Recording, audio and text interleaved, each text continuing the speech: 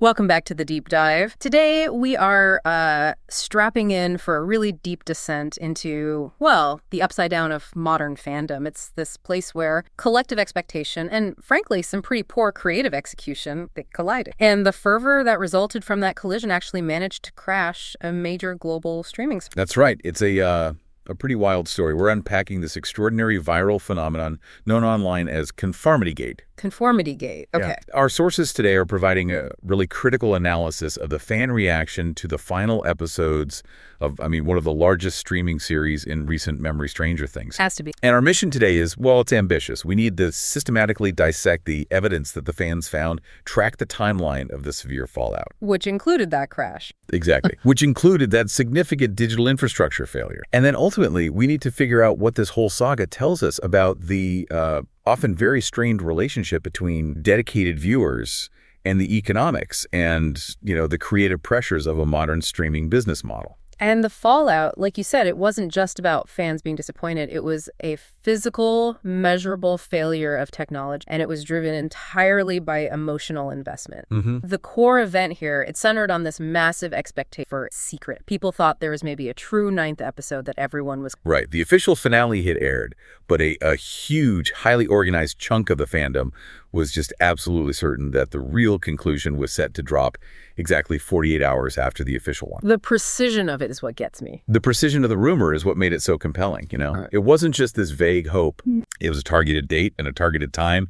And even though the official word from the platform was, nope, the series is complete, the anticipation for this rumored hidden final piece wasn't just anticipation. It really escalated into a coordinated digital campaign. They were organized. Oh, yeah. Fans were actively preparing for this secret drop. And this is where the story just pivots from, an interesting fan theory into this extraordinary business case study. Because the anticipation drove the systems to their breaking point, our sources confirmed this massive, incredible impact at 2 a.m. Spanish Peninsula time. Which is such a specific time. So specific. Yeah. And it was chosen because the rumor suggested some kind of global coordinated drop, or maybe just because the fan community generating the rumor was, geographically based there. But at that exact time, Netflix suffered a widespread, significant collapse of its servers. And this is a serious operational issue. This wasn't just a brief stutter or a regional slowdown. Right. It was a total inability to absorb simultaneous massive traffic from all these global sources, all coordinating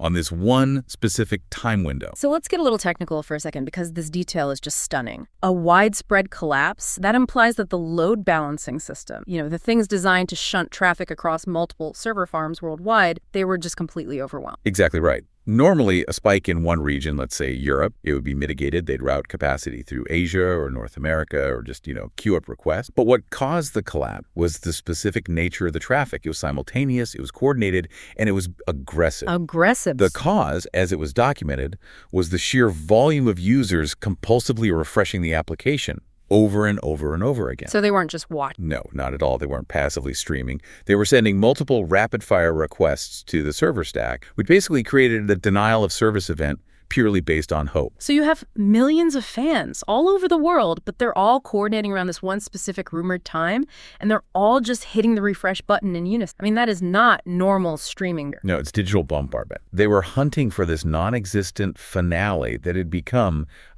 almost an article of religious faith within the community. And this, of course, is what we now define as Conformity Gate. Which just begs the question, what exactly were these fans, these dedicated Hawkins fans, so fundamentally convinced of that they were willing to crash the entire digital infrastructure to prove it? Well, Conformity Gate defines this massive viral phenomenon where thousands of fans were just fully persuaded that the official ending they had just finished watching was nothing more than a sophisticated illusion. An illusion created by the villain. Precisely. The core theory, which gained immense traction, was that the seemingly happy conclusion, where the characters achieve victory and they all reunite, was a deliberate psychological fabrication. It was concocted by the villain, Vecna. So the idea was they weren't actually safe. Exactly. The characters were not truly victorious. They were still trapped inside his mind or locked within some higher level of the Upside Down's control. You know, that concept that the ending itself is a lie delivered by the villain, that's actually a brilliant piece of meta-commentary, if the showrunners had actually done it. I mean, that's the kind of complex, high-stakes storytelling that rewards the deepest dive viewers, the ones who analyze every single frame. It is. It's the ultimate fan fiction, really. It's one that retroactively fixed the perceived flaws of the actual ending. But the fact remains, you have thousands of people dedicated enough to crash global servers, and they were searching for an episode that the platform had already confirmed did not exist. I mean, that level of collective rejection, it just demands analysis. Okay, let's unpack this then. Because you don't get this level of mass hysteria purely based on some weak rumor. The rumor has to be addressing a massive creative vacuum in the original material. So why were people so profoundly convinced this illusion theory was the truth, even after the platform officially said, you know, that's all, folks? Because the core of the problem, as our sources detail, lies entirely in the original material itself. It's just creatively dissatisfying. The official ending, let's just be frank about it, it felt profoundly unconvincing to its core audience. I mean, the sentiment recorded by the analyst's conclusion was very contrived, and it tied things off too neatly. After 4 seasons of, you know, escalating existential peril, massive personal sacrifices, and this complex mythology, the resolution just lacked the emotional and narrative gravity that viewers felt. And the primary immediate complaint was that it was too happy. Way too happy. Yeah, it felt incongruous with the established tone of the series. So this abrupt shift led legions of viewers to conclude that this doesn't feel right, and the only logical explanation then must be that it's an illusion. The audience felt, I think, condescended to, which prompted them to invent a more compelling narrative reason for the lack of quality, rather than just admitting the writing got lazy. The analyst review mirrored this exact feeling of exhaustion. The ending was just way too easy. And there's this analogy that really sticks with you. It captures that feeling of being rushed out the door by the storytellers. It felt, and I quote, like a dad rushing a bedtime story. Ouch. Yeah.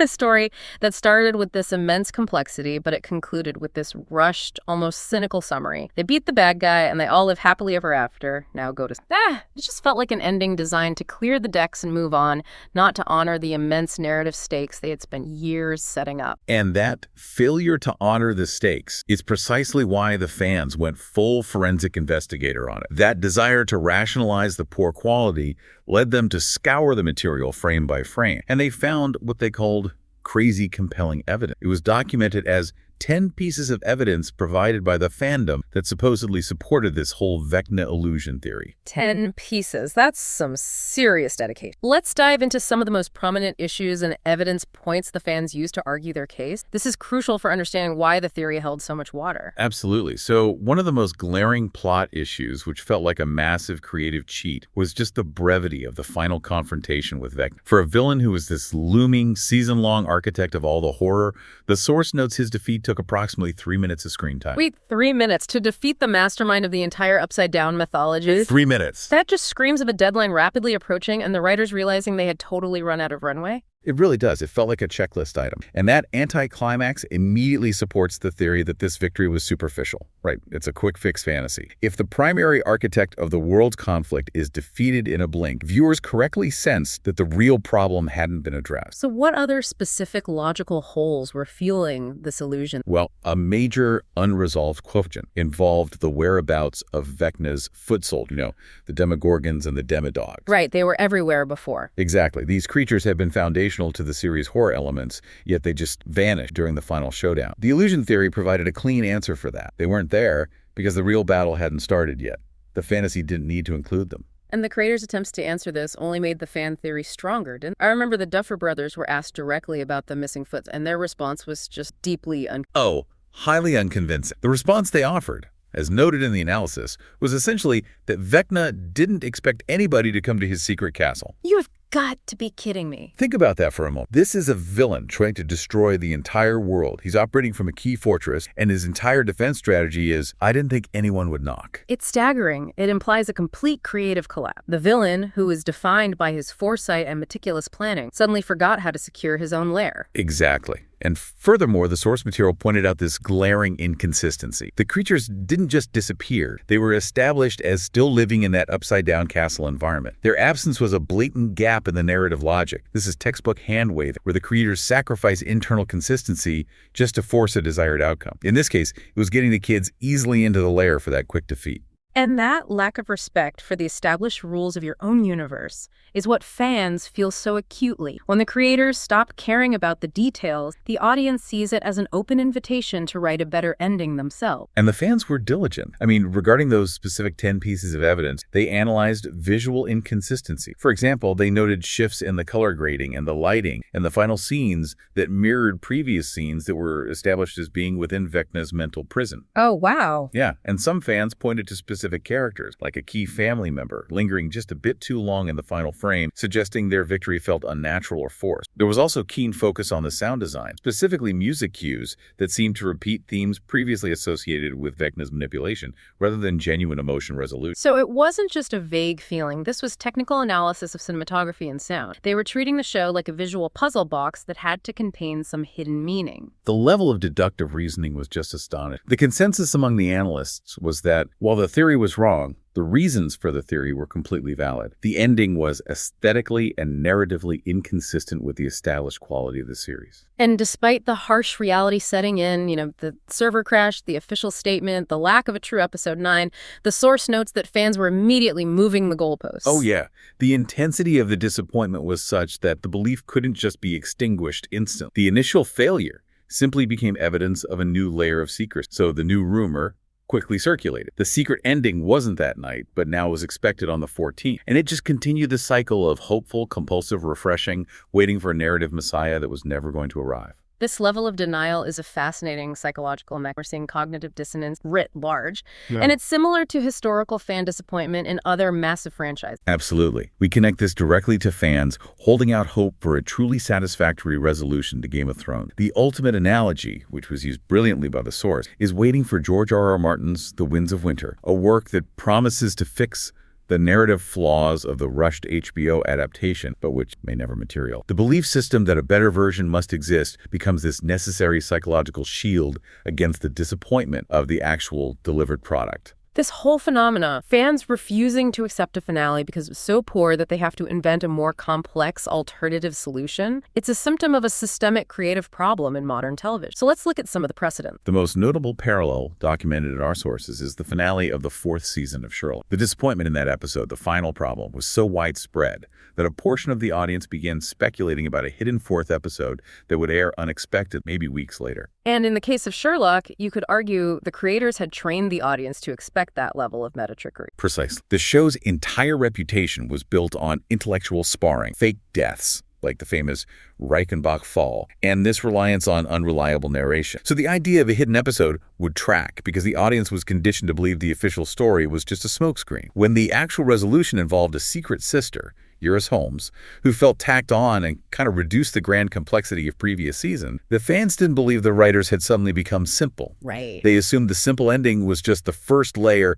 of a much deeper, more satisfying puzzle waiting to be unlocked. It's the ultimate creative paradox, isn't it? If you build your entire brand on being the smartest show on television, the moment you deliver a merely average ending, your audience is going to accuse you of lying to them. And the same thing happened, perhaps even more famously, with Lost. The finale of Lost was notoriously divisive. It left so many major central questions unanswered. This led to persistent, elaborate theories about an alternate ending, a hidden cut, or a final reveal that would supposedly provide the definitive answers to all those mystery box elements. And this taps right into the core flaw of that mystery box storytelling approach, which is often associated with J.J. Abrams. Indeed. The creators of Lost were masters of posing intriguing questions, but they often struggled with delivering coherent answers. The source notes that the simple reality was that the creators just fed. They wanted to wrap it up. They wanted to prioritize the emotional arc over the mythological consistency. But because the audience had invested so much time trying to solve the puzzle, when they realized the puzzle pieces didn't actually fit together,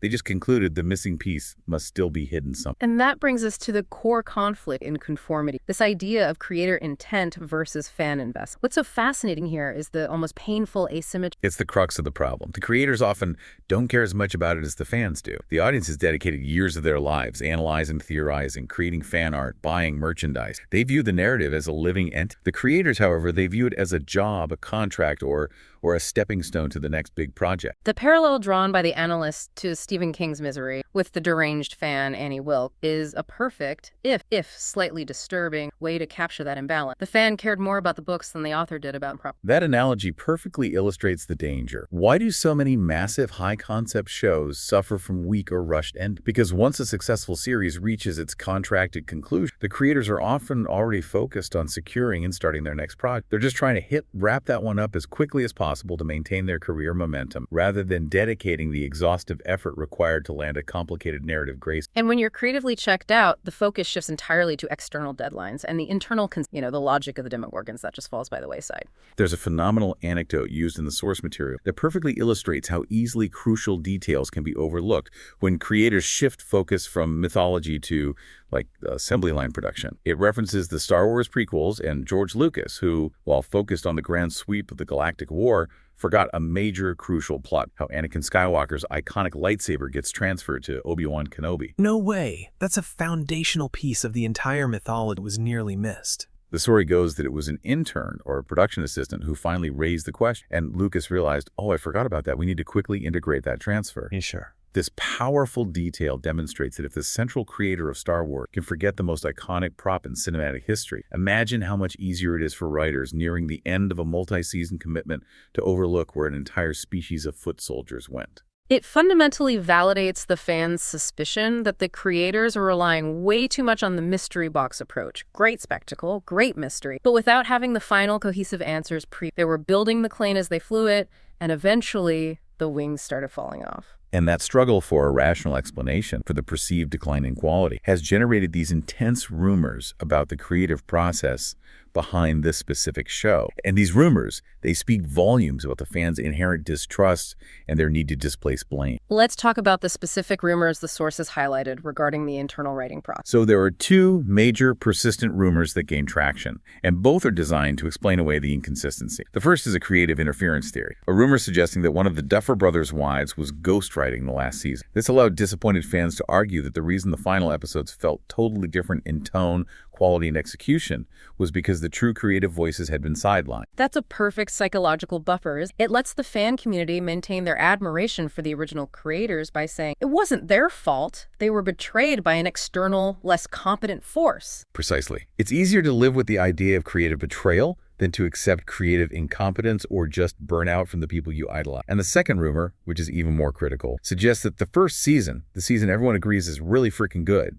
and the foundation of their success, was actually lifted or stolen from a college roommate. Wow, that is a damning accusation, if that's true. The implication is that the show was only brilliant when it relied on material it hadn't generated itself. And once that original, cohesive, foundational material ran out, the show quickly came off the rails. The decline in quality wasn't random. It was evidence that the creators were not the true genius behind the original concept. So if we connect these rumors to the bigger picture, they're functioning as this collective psychological defense. They highlight the fans' absolute need to assign a specific external reason for the disappointment, whether it's ghostwriting, theft, or distract, rather than simply accepting that highly successful showrunners lost their creative grip or just ran out of ideas. Right. The excellence of the first season demands an explanation for the mediocrity. It is always easier to process betrayal than incompetence. The fans were willing to risk crashing net, prove they were right, not just about the ending, but about the fundamental structural failure of the process. Now, let's pivot and talk about the platform itself. Netflix confirmed hours before the supposed drop that all the episodes were streaming, yet they didn't actively try to stop the rumor mill until the 11th hour. If they knew that millions of people were about to crash their load balance system, why not issue a definitive, clear statement days earlier? Because of the financial incentive, host speaker. Netflix wanted the fan videos, the frantic speculation, and all the social media buzz. They wanted the anxiety. This is the calculated silence, then. The brilliant, if somewhat cynical, business strategy of chaos. They were basically harvesting the anxiety for profit. The engagement metrics driven by Conformity Gate were massive and highly valuable. Fans weren't just watching once. They were combing through frame by frame, looking for those 10 pieces of evidence and watching the final episodes over and over and over again. And repeat viewing and time spent on the platform are arguably the most crucial metrics for a subscription service like Netflix. It dramatically reduces churn. Precise. This compulsive rewatching massively boosted views, total streaming hours, and every other metric possible. And crucially, It provided a huge boost a full week after the initial release. Typically, engagement drops off sharply after the first 72 hours. Conformity Gate ensured a secondary, massive spike in viewing based entirely on the hunt for a Phantom ep. The entire environment, the TikTok theories, the Reddit threads, the persistent use of the franchise name online was essentially free, massive global marketing. They were optimizing for anxiety. I mean, the analysts pointed to the brilliant numbers they got just from the expectation of an episode. Imagine the numbers if they had actually dropped the sheer engagement, the zero-cost marketing derived from fan labor. It made the risk of a temporary server crash completely negligible. The temporary outage was a small price to pay. When we talk about technical balance, this is key. The system failed, which cost them perhaps minutes of downtime and minimal maintenance costs, but a benefit was potentially millions of dollars worth of zero-cost organic marketing and dramatically increased engagement hour, which is the key driver of subscription retention. They corrected the rumor only hours before the specific drop time, maximizing that final window of frantic suspense and refreshing behavior. This raises a really important question that must have fueled the fans. Was it actually plausible that Netflix and the production company could have pulled off a surprise episode? Yes, absolutely. The infrastructure and the precedent exist to execute a surprise drop of this nature, even for a show of this budget and profile. This is why the fans' belief wasn't entirely irrational. They knew the mechanism was sound. So give us some tangible examples of secret or unannounced episodes that set a clear precedent for this kind of unexpected content. The source material provides several clear examples. Sandman, for instance, successfully utilized this strategy. They dropped an entirely secret, unannounced episode to generate immediate buzz well after its initial release. Right. And this phenomenon of the surprise drop is used across the industry. Rick and Morty debuted an episode on April Fool's Day, catching everyone off guard and driving immense engagement. Even successful family shows, like the extremely popular Australian cartoon Bluey, have utilized the secret episode drop, proving the logistical feasibility across different budgets and demographics. And there are also examples where this strategy was used to manage production reality. Precisely. Euphoria, which faced significant production delays between seasons, utilized 2 unannounced bridge episodes that they released strategically to fill the gap and maintain audience engagement. This proves that studios not only can hide content, but also use it strategically to manage audience expectation and keep the conversation alive during those long production periods. So, the mechanism was sound. It was entirely within the realm of possibility for a show known for its high production values and intense secrecy to execute this maneuver. It would have been an incredible feat of logistical genius. But the hosts and analysts in the source material, they ultimately concluded that while it was possible and would track with this kind of a series, they believe the creators simply didn't have the answers worked out in advance. They had relied so heavily on that mystery box approach that when it came time to deliver a satisfying, mythologically consistent explanation for all the complexity they created, they ended up just hand-waving. That failure to deliver, combined with the extreme level of fan frustration, led to one of the most darkly humorous, I think, ironic twists in this entire Conformity saga. Yes, the sheer level of creative exhaustion was so palpable that the analysts themselves had a joke that served as a brutal indictment of the writing. The ironic twist was the hosts speculating and kind of half-wishing that the creators had simply used AI to shit out an episode over the week. And the kicker was the suggestion that the AI-generated episode would probably look better than some of the they were forced to watch in the rushed human-written. That is a profound statement. It implies that the quality was so fundamentally low, so incoherent, that they believed a generative AI algorithm, given all the existing data and mythology, could have produced a more coherent or at least a more committed resolution than the rushed human writer. It's the ultimate indictment of creative complacency under deadline pressure. Let's transition now and really crystallize the core takeaways from the Conformity Gate phenomenon. The overarching sentiment from the fans, pure profound disappointment, specifically because the narrative failures of the actual ending, the lack of resolution, the convenient defeat of Vecna, the disappearing Demogorgons, all of that lent overwhelming credibility to the sophisticated illusion. The conversation absolutely validates the fan complaints. The source material is very clear that the fans brought up valid points about the ending's quality. The consensus among analysts and viewers was that for a show of this quality pedigree, the finale was definitively mid or mediocre, a significant let. And here's the paradox we really have to appreciate. The brilliance of the idea of the secret episode, the thing that drove the server crash, was its strategic value. The analysts noted that the creativity of a surprise execution, even if the content itself had been narratively poor, would have offset. That's a powerful insight into the consumer mindset and the value of spectacle. Had Netflix successfully pulled off a completely secret, unannounced episode drop for a show of this size, without any leak, the audience would have been so impressed by the logistical feat that the quality of the content might have become entirely secondary. The engagement metric would have been the surprise itself. So what does this saga Conformity Gate ultimately mean for the future of streaming and the relationship between major studios and fan culture? It demonstrates two colossal forces just collide. First, the power of collective fan will meant it's strong enough to coordinate across global time zones and crash a major global streaming infrastructure. And second, it highlights the significant and dangerous disconnect between that level of fan dedication